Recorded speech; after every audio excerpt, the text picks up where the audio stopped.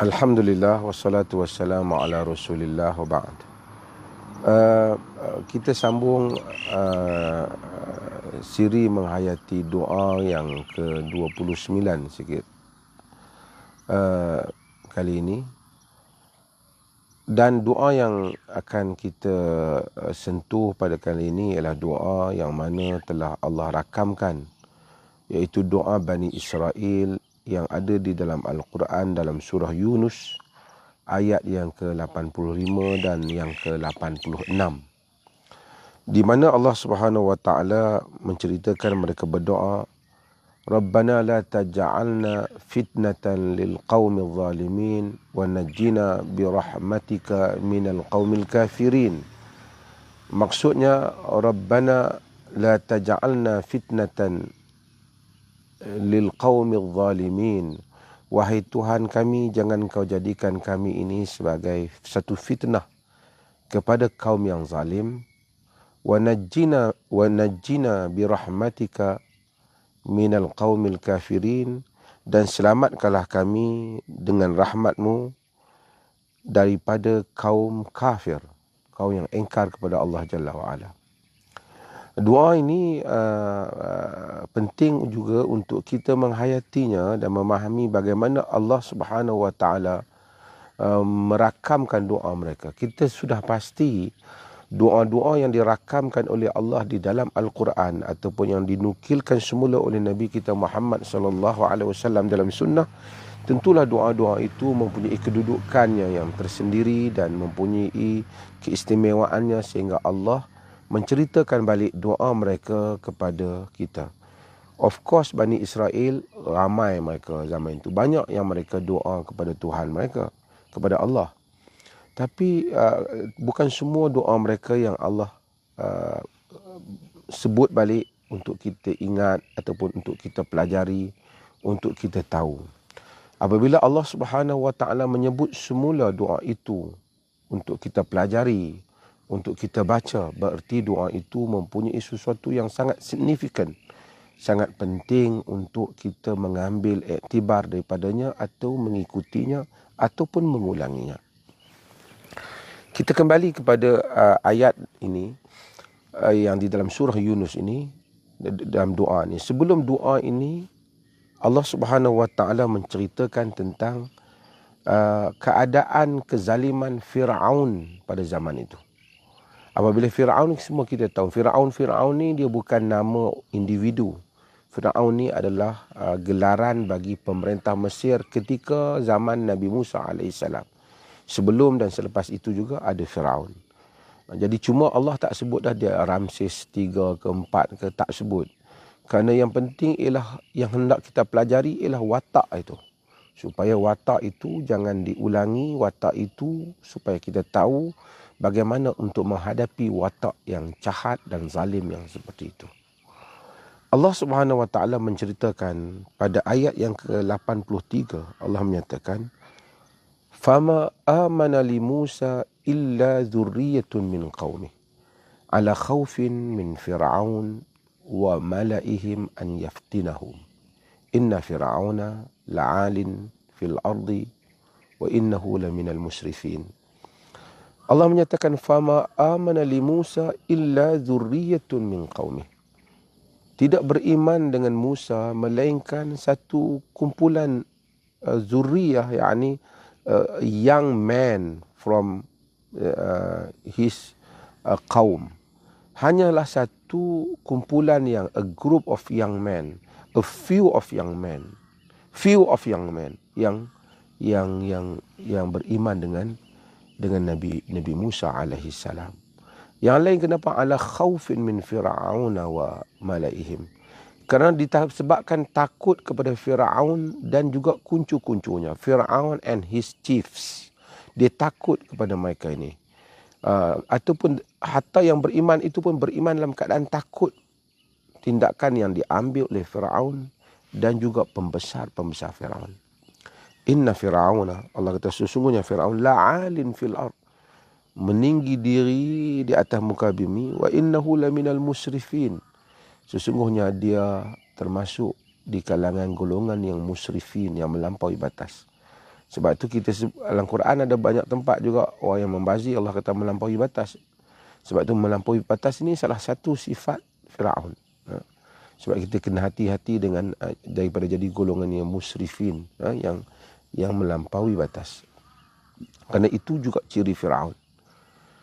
Jadi Allah Subhanahu wa taala bagi tahu tak ada yang beriman dengan Musa illa zurriyatun min qaumih. Melainkan satu kumpulan muda, orang muda. Orang muda kerana kepentingan dia kurang, sanggup menanggung risiko, kadang-kadang menyebabkan mereka lebih berani. Ini kelebihan orang muda dalam sebahagian situasi dibandingkan orang tua. Kerana orang muda, dia tak banyak benda yang ada kepentingan dalam hidup dia. Barangkali anak-anak pun tak banyak, harta pun belum banyak, kedudukan pangkat pun belum ada. Jadi dia lebih jujur dengan dirinya dan pendirian yang diambil. Sementara orang tua-tua kadang-kadang berfikir masalah itu, masalah dirinya, pangkat dia, kedudukan dia. So mereka enggan untuk menyatakan kebenaran. Allah Subhanahu wa taala puji zurriyatun min qaumi, yakni min qaumi Musa. Kumpulan daripada kaum Musa ini yang beriman. Kemudian Allah Subhanahu wa taala kata, wa qala Musa ya qaum in kuntum amantum billahi fa alaihi tawakkalu in kuntum muslimin. Kemudian Nabi Musa berkata, ya qaum, in kuntum amantum billahi fa alaihi tawakkalu. Wahai kaumku, jika kamu betul-betul beriman dengan Allah, fa alaihi tawakkalu. Ke atas Allah itulah kamu bertawakal. Ini syarat nak membuktikan iman, orang tu bertawakal pada Allah. If you really mu'min, you believe in Allah Subhanahu wa taala, then put your trust in him. Letakkan kepercayaan kamu, keyakinan kamu kepada Allah Jalla wa Ala. Serahkan pada Allah. Allah akan tolong kamu. Kita beriman, tapi mungkin sebahagian kita ini kurang dalam hal ini. Sehingga kita selantiasa ragu-ragu tentang apa yang boleh Allah lakukan tentang kita. Kita ada juga kepercayaan kita, tapi kita ragu-ragu. Kita tak ada benar-benar bertawakal. Haqqa tawakkulihi. Itu benar-benar bertawakal kepadanya Allah. Tak ada kepada kita. Sebab itu dalam hadis yang ada dalam siri yang lepas, kita baca yang hadis Nabi kata, idza tawakkaltum 'ala Allahi haqqa tawakkulihi, jika kamu itu benar-benar bertawakal kepada Allah dengan sebenar-benar tawakal, la razaqakumullah kama razaqat tayr, kama yarzuqut tayr. Allah akan rezekikan kepada kamu macam dia merezekikan burung, kan? Jadi dan kita dah syarah hadis itu. Kereta api di belakang saya. Dia nampak kereta api. Jadi Nabi Musa kata mereka, qala Musa in kuntum amantum billahi fa alaihi tawakkalu. Jika kamu betul-betul beriman, kamu letak keyakinan kamu kepada Allah Jalla wa Ala. Letak keyakinan kamu kepada Allah. Trust means that kita percaya bahawa Allah tak akan tinggalkan kita. Allah akan tolong kita. Kita kadang-kadang gopoh, kita tengok sikit, kita rasa macam Allah tak tolong, masa kenapa aku susah lagi ni? Kita tak tahu penghujungnya. Apabila kita hilang tawakal itu, maka hilanglah pertolongan Allah pada kita. Tapi apabila benar-benar tawakal itu kita letakkan pada Allah, Allah akan menolong kita. Wa man yatawakkal 'ala Allahi fa huwa hasbuh. Siapa yang bertawakal pada Allah, cukuplah Allah baginya. Nabi Musa kata, in kuntum amantum billahi fa alaihi tawakkalu in kuntum mu'minin. Jika kamu bertawakal benar-benar beriman pada Allah, ke atasnya lah, kepada Allah kamu bertawakal. Jika kamu benar-benar muslim, in kuntum muslimin, jika kamu benar-benar menyerah diri kepada Allah. Faqalu, mereka berkata, alallahi tawakkalna. Kepada Allah lah kami bertawakal. Ini respon mereka yang beriman pada zaman Nabi Musa. Alallahi tawakkalna. Rabbana la taj'alna fitnatan lil qaumil zalimin. Barulah sampai pada ayat doa itu. Mula-mula mereka jawab, ala Allahi tawakkalna. Kepada Allah lah kami bertawakal. Kan? We put our trust in Allah Subhanahu Wa Taala. Then barulah dia minta Rabbana, oh our creator. La taj'alna, jangan engkau jadikan. Don't make us a trial for those who are zalimun. Jangan kamu jadikan kami ini fitnah kepada orang-orang yang zalim. Makna fitnah kepada orang-orang yang zalim ini boleh dipahami dalam dua makna. Yang pertama, fitnah, jangan kita ni jadi fitnah pada orang yang zalim, yakni sehingga orang zalim jadikan dengan kelemahan yang ada pada kita, kecacatan yang ada pada kita, menyebabkan orang zalim jadi hujah bahwasanya agama yang benar yang kita anuti ini sebenarnya tak benar. Dia akan kata, kalau mereka benar, kenapa mereka macam tu? Kalau dia benar, kenapa dia miskin? Kenapa Tuhan dia tak tolong dia? Ini juga orang-orang zalim. Zalim ni bukan maksud semestinya sentiasa maksudnya dia bunuh orang. Kerana syirik adalah sebesar-besar kezaliman. Kita minta jauh daripada kita jadi fitnah pada orang yang zalim. Syirik, kerana inna syirka la zulmun azim. Sesungguhnya syirik kezaliman yang besar. Artinya orang-orang yang syirik itu mereka orang yang zalim. Yang kaum Nabi Musa minta supaya mereka tak jadi fitnah kepada orang yang zalim. Pertama mungkin makna so Fir'aun tak jadikan hujah kelemahan mereka, menunjukkan agama yang dibawa oleh Nabi Musa AS sebagai agama yang tidak benar. Kita juga boleh doakan ini supaya kita jangan jadikan supaya dengan kelemahan yang kita ada pada umat Islam, orang yang tak faham agama ni, yang zalim, yang syirik ke Allah, dia tengok, dia jadikan kita inilah hujah bahawasanya agama yang kita anut ini tidak benar. Ini kita minta Allah jauh. Kita jangan jadi menyebabkan orang tak beriman kepada Allah Jalla wa'ala. Rabbana la taj'alna fitnatan lil qaumil zalimin. Wahai Tuhan, jangan engkau jadikan kami ini satu fitnah. Don't make us a trial. Jangan jadikan kita ini satu ujian ataupun satu fitnah kepada orang-orang yang zalim. Yang mana tak beriman kepada Allah. Dia tengok kau nak beriman dengan orang Islam, tengok tu Islam tu.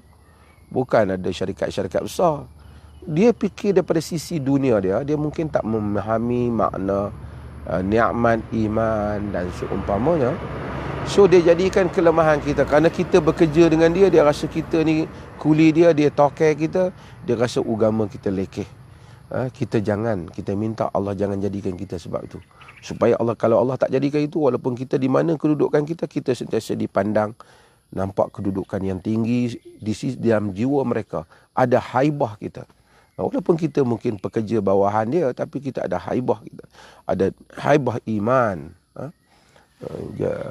Wala taj'alna fitnatan lil qaumil zalimin. Ini satu doa yang pertama.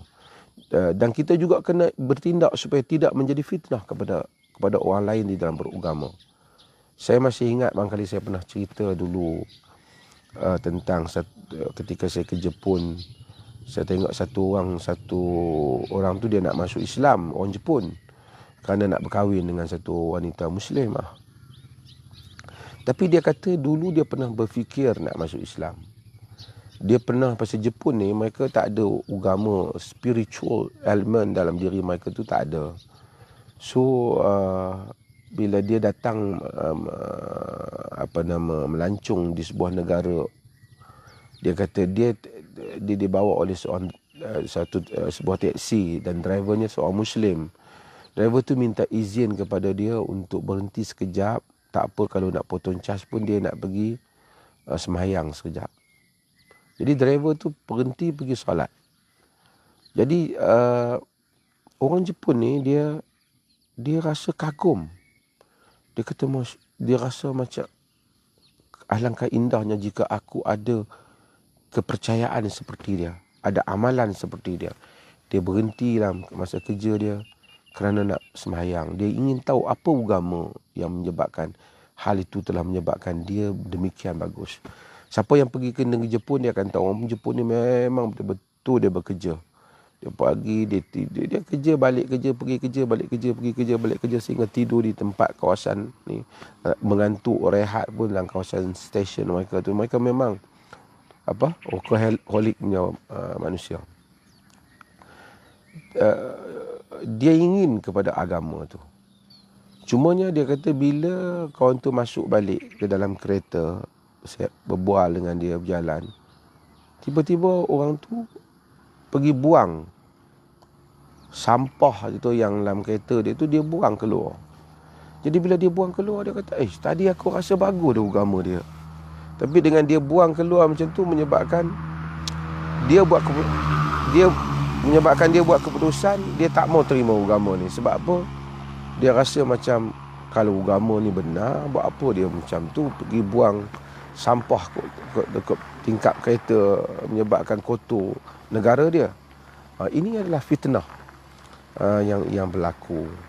Jadi kita ni dua-dua kita minta supaya kita tak jadi fitnah pada orang kafir. Tengok kita, dia rasa kerana tengok kita tu dia tak teringin masuk Islam. Kita Rabbana la taj'alna fitnatan lil qaumil zalimin. Orang-orang yang zalim ni, ahli syirik. Wahai Tuhan kami, janganlah jadikan kami ni fitnah kepada orang-orang yang zalim.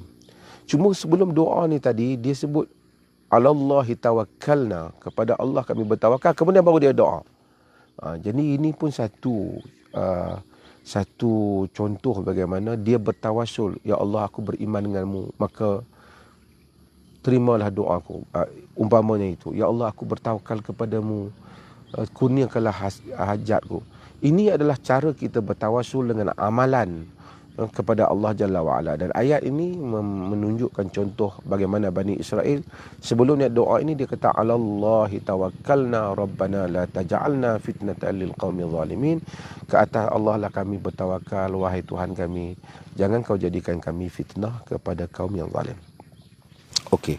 Kemudian mereka sambung doa mereka, wa najjina bi rahmatika minal qaumil kafirin, dan selamatkanlah kami dengan rahmatmu daripada kaum yang kafir. Sebelum saya terlepas, fitnah juga boleh bermaksud wala taj'alna fitnatan lil qaumil zalimin, jangan kamu jadikan kami fitnah kepada kaum yang zalim, yakni jangan jadikan kami ini diazab ataupun ditindas oleh orang-orang yang zalim. Ini juga ayat ini juga, doa ini juga boleh bermaksud demikian. Jadi dia boleh bermaksud dengan dua-dua maksud ini. Para mufassirin ada yang memahami maksud yang pertama dan ada yang memahami dengan maksud yang kedua. Tak bertentangan. Bila kita doa pada Allah, kita niat bahawa kita jangan jadi fitnah sehingga orang orang masuk Islam, halang hidayah, dan kita doa supaya orang yang zalim itu tidak menindas kita. Jadi kita maksudkan demikian ketika kita berdoa. Sambungan doa ini ialah wa najjina bi rahmatika minal qaumil kafirin, dan selamatkanlah kami dengan rahmatmu daripada kaum yang kafir. Inilah juga doa, sambungan doa tadi, di mana Bani Israel kata wa najjina, selamatkanlah kami, wa najjina, selamatkanlah kami, bi rahmatika, dengan rahmatmu. Yakni dia bertawasul sekali lagi. Ramai orang ni bila sebut tawasul, yang dia terbayang pergi kubur lah, minta kat orang kubur. Sedangkan Al-Quran dan Sunnah mengajar tawasul yang mana telah diiktiraf oleh Allah Subhanahu Wa Taala penyebab kepada kemustajaban doa. Kenapa kita pergi cari benda-benda yang tak diajar oleh Allah dan Rasul, yang akhirnya kadang-kadang menimbulkan berbagai masalah kepada akidah, kemungkinan boleh menyebabkan tergelincir dan tersasar. Sedangkan dalam ayat-ayat Quran Allah ajar, umpamanya dan doa ni, wa najjina, ada sela perkataan bi rahmatika, dan selamatkanlah kami dengan rahmatmu. Yakni kami minta dengan rahmatmu. Kita kata selamatkan aku dengan Tok Wali tu, Tok Ali ni. Ini hal-hal yang akan menimbulkan permasalahan. Walaupun dibolehkan dengan syarat-syarat yang demikian, tidak menimbulkan harapan hanya pada manusia dan seumpamanya. Tapi yang penting, yang pasti, rahmat Allah tidak ada khilaf tentangnya. Rahmat Allah tidak ada perbezaan pendapat. Rahmat Allah memang jelas. Allah yang ajar. Kita doa, ya Allah, dengan rahmatmu tolong terima doaku. Ya Allah, dengan rahmatmu tolonglah bagi rezeki pada aku. Ya Allah, dengan rahmatmu mudahkanlah kerjaan aku. Ya Allah, dengan rahmat-Mu bantulah segala urusanku. Dengan rahmat-Mu.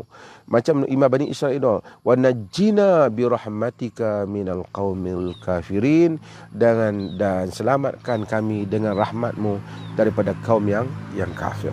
Sebab itu maka kita ambil iktibar daripada doa ni, dan ia merupakan doa Al-Quran yang diajar kita. Bila dalam siri ni, bukan kita pertama kita doa dengan doa-doa yang diajar oleh Al-Quran apabila ada keperluan ataupun ada niat ataupun ada keadaan di mana kita memerlukan doa itu. Ia menjadi sunnah.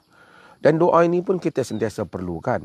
Kerana kita sentiasa minta kepada Allah, Rabbana la taj'alna fitnatan lil qaumil zalimin. Kita sentiasa minta Allah jangan jadikan fitnah pada kaum yang kafir sehingga mereka tolak Islam ataupun mereka menindas kita, kaum yang zalim menindas kita. Dan kemudian minta kita selamatkan, wa najjina bi rahmatika minal qaumil kafirin. Kita juga sentiasa perlu minta Allah selamatkan kita daripada kaum yang kafir, orang yang tak beriman dengan Allah, daripada menindas kaum muslimin, menindas kita.